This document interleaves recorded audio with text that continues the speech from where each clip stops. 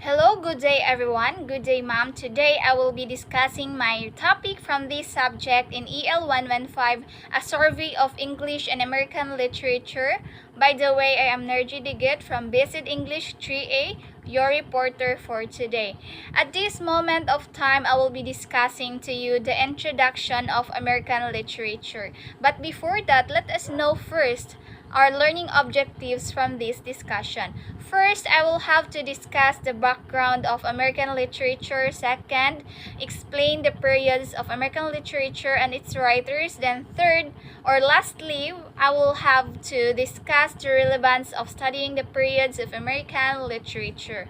Next, so now let us discuss the background of American literature. So American literature is the body of written works produced in the English language in the United States.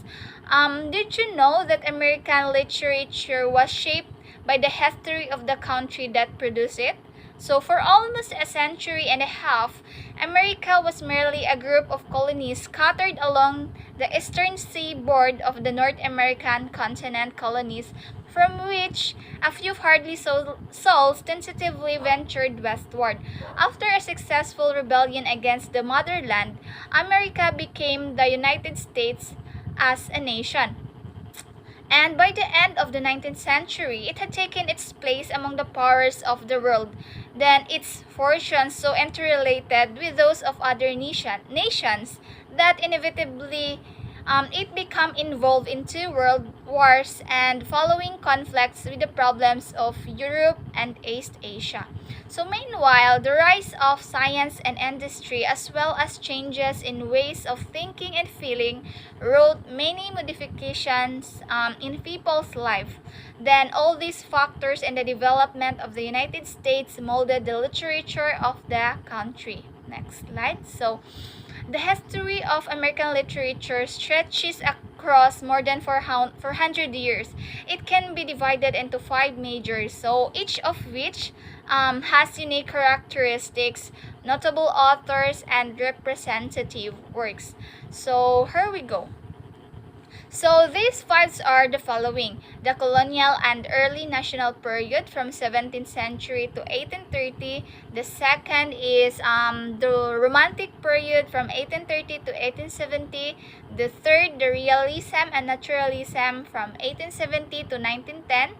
Then we have the modernist period from 1910 to 1945. And lastly, the contemporary period from 1945 up to the present, which is now.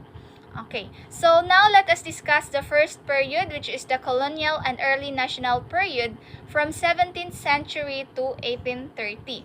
So during this period, the first European settlers of North America wrote about their experiences starting in the 1600s. So in its earliest days, during the 1600s, American literature consisted mostly of practical nonfiction written by British settlers who populated the colonies that would become the United States. Then, a new era began when the United States declared its independence in 1776. So much new writing addressed the country's future.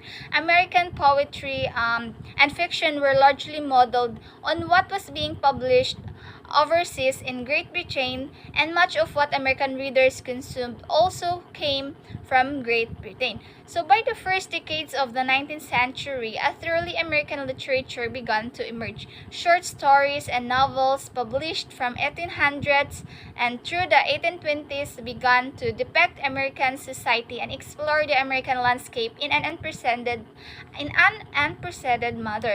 manner, in an unprecedented manner. So next we have these are the notable writers and their literary works during this period. We have John Smith. So he wrote Histories of Virginia based on his experiences as an English explorer and a president of the Jamestown colony. Next, we have Nathaniel Ward and John Winthrop. They wrote the books on religion. Then also we have Anne Bradstreet. Her notable work is titled The Tenth Muse, slightly sprung up in America in 1650. Then we have the Federalist Papers in 1787 to 1788 by Alexander Hamilton, James Madison, and John Jay. These shaped the political direction of the United States. The first American novel, The Power of Sympathy by William Hill Brown, was published in 1789. Then we have also James Fenimore Cooper. He wrote novels of adventure about the frontiersman by Natty Bumppo. Okay, next slide. So, next period is the Romantic period from 1830 up to 1870. So, during this period, Romanticism emerged, which is a literary and artistic movement of the 19th century that served as a critic of the Enlightenment. So, when we say Romanticism, it is a way of thinking that values the individual over the group. It is also values the wildness of nature over human-made order. So Romanticism as a worldview, it took hold in Western Europe in the late 18th century. So in New England, several different groups of writers and thinkers emerged after 1830, I guess. So each exploring the experience of individuals in different segments of American society. So the Transcendentalists developed an elaborate philosophy that saw in all creation a unified whole. So during the 1850s, the United States headed toward civil war. So next, so these are the notable writers during this period. We have Edgar Allan Poe. So most vividly depicted and inhabited the role of the romantic individual. So Poe invented the modern detective story with The Murders in the Rue Morgue in 1841. Next, we have James Russell Lowell. So he was among those who used humor and dialect and verse and prose to depict everyday life in the Northeast. Then three men, Nathaniel Hawthorne, Herman Melville, and Walt Whitman, began publishing novels, short stories, and poetry during the Romantic period that became some of the most enduring works of American literature. Also, we have Emily Dickinson. So her literary works, specifically in her poem, are themed with sharp edge and emotionally intense. One of her notable poem titled "Because I Could Not Stop for Death." Next slide. So next period is the realism and naturalism from 1870 to 1910.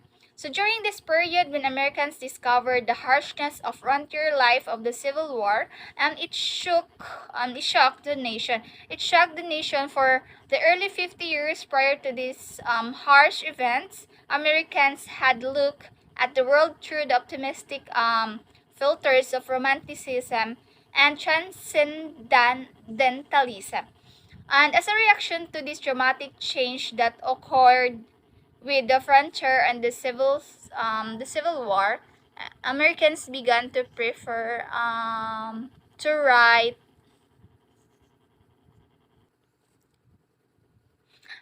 and think about reality instead of imagined of fantastic ideas.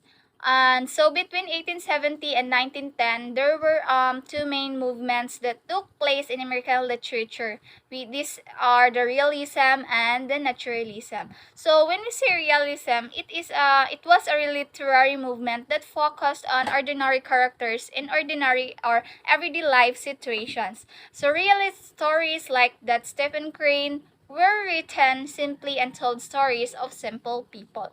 The naturalism, on the other hand, was a branch of realism. Like realism, it depicted people or real people in real situation. But naturalists also believed that these forces shape individuals and their density. Naturalism can often include themes of survivals, then determinism, and violence. Next, so though differ slightly, naturalism and realism both depict the life and experiences of the common American man. So this movement helped Americans cope with the realization that their lives would not always be as optimistic as the Romantics believed it would be. So next, These are the notable writers and their literary works during this period. We have Samuel L. Clemens, or better known by his pen name Mark Twain. So some of his popular early works were Jim Smiley and his Jumping Frog and The Innocents Abroad. So Twain's story was humorous tale, but its characters were realistic depictions of actual Americans. Twain deployed this combination of humor and realism throughout his writing. And then we have Paul Laurence Dunbar. So he was an African American writer who wrote a poetry in black dialect titled his work titled Possum and When the Con Spawns Hat.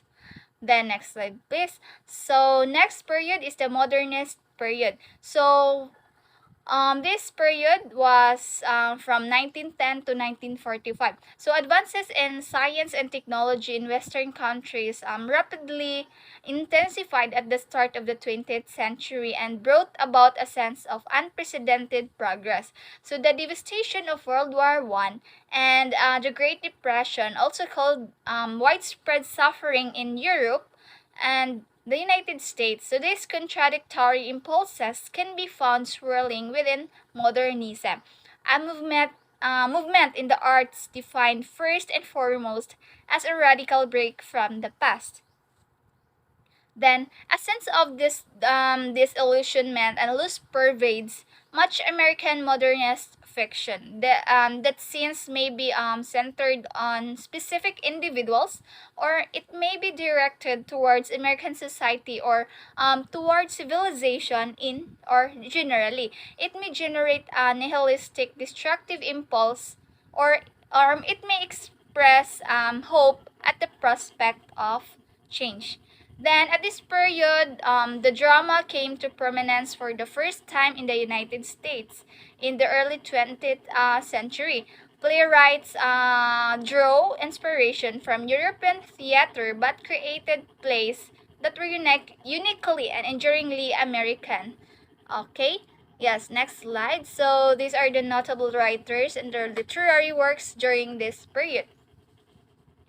We have the F. Scott Fitzgerald's Curd, The American Dream in The Great Gatsby in 1925. And we have T.S. Eliot, his fragmentary, multi-voiced Wasteland in 1922. It is the quintessential modernist poet. And then during the 1930s, Lillian Hellman and Clifford Odets and Langston Hughes wrote plays that exposed injustice in America. Next slide. Okay, so literature written by African Americans during the contemporary period was shaped in many ways by Richard Wright, whose autobiography titled Black Boy was published in 1945. The American novel took on a dazzling number of forms after World War II. The realist, metafictional, postmodern, absurdist, or autobiographical, short, long fragmentary, feminist, as well as stream of consciousness. These and dozens or more labels can be applied to the vast output of American novelists, so little holds them together beyond their chronological proximity and engagement with contemporary American society. In the early decades of the contemporary period, American drama was dominated by the three men named Arthur Miller, Tennessee Williams, and Edward Albee. So by the 1970s, the face of American drama had begun to change and it continued to diversify into the 21st century. Okay, next. So these are the notable directors and their literary works during this period. We have Ralph Ellison's novel titled Invincible Man in 1952. It tells the story of an unnamed black man adrift in and ignored by America. Also, we have Toni Morrison's first novel titled The Bluest Eye in 1970. It was launched a writing career that would put the lives of black women as its center. She received a Nobel Prize in 1993. So, that was the period of American literature. I hope that you were able to grasp the knowledge while listening to my discussion. So, next slide, please. Okay, so why do we need to study periods of American literature? The answer simply goes like this. We study American literature to develop a more thorough understanding of the totality of the American experience, which spans centuries and widely different populations. By reading a wide variety of authors from what do you call this one? Various eras. Readers can more fully understand how Americans have changed over time and how they are all connected to each other. So that's all for my discussion this afternoon. I hope that you were able to understand my discussion about the periods of American literature. Thank you for listening. Again, I am Nergy Digit from Basic English 3A. Thank you for listening.